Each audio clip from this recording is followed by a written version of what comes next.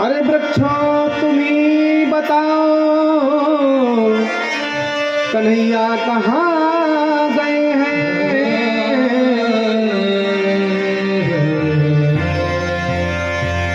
अरे कन्हैया आ जाओ, सर्वत्र भ्रमण कर रही है, पृथ्वी से पूछती है हे वसुंधरे तुम तो सार्वभौम हो। सार्वभौम माने सभी जगह फैली हो, तो जहां भी होंगे तुमको तो जरूर पता होगा।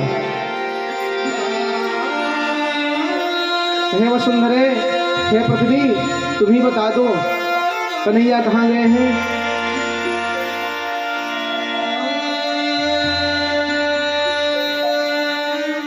जब पृथ्वी से भी उत्तर नहीं पाई तो और आगे चल पड़ी महाराज, और आगे जा रही हैं।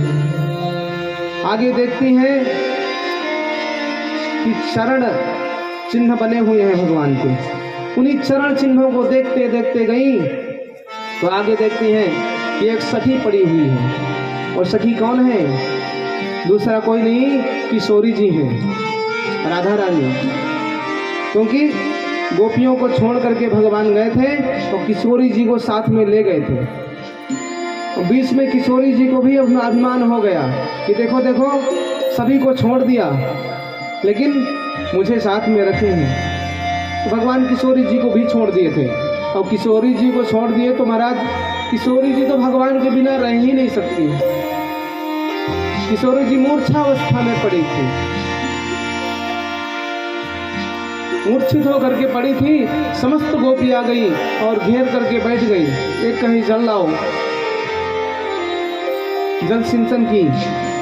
किशोरी जी को होश आया, अरे कहे ठाकुर कहाँ गए, कन्हैया कहाँ गए। सभी रुदन करती हैं, और रुदन करते करते फिर आ जाती है जमुना तट पर। संपूर्ण वन में भ्रमण करके घूम करके जब कहीं ठाकुर नहीं मिलते तो फिर जमुना तट पर आ गई और भगवान की लीलाओं का स्मरण करती हैं। अरे ठाकुर कन्हैया तुम जब बछड़े चराते थे ना और बंसी बजाते थे तो बछड़े दुग्ध पीना छोड़ देते थे, घास खाना छोड़ देते थे और तेरी बंसी को देखने लगते थे। मानो बछड़े भी कहना चाहते हैं, पशु हैं लेकिन वो भी कन्हैया तेरी बंसी में इतने मोहित हो जाते थे कि कहते थे कि कन्हैया और बजाओ ना बंसी, बंद क्यों कर रहे हैं, और थोड़ी बजाओ ना। गैया गोचारण करना बंद कर देती है, घास खाना बंद कर देती है, यमुना बहना बंद कर देती है। यमुना जल का कल कल निनाद करती हुई यमुना महारानी निरंतर बहती रहती हैं, लेकिन आपकी बंशी की तान सुन करके यमुना को भी बहने में कठिनाई होने लगती है।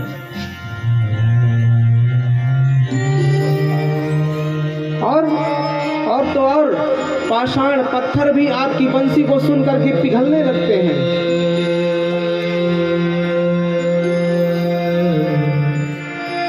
वृक्ष शांत हो जाते हैं।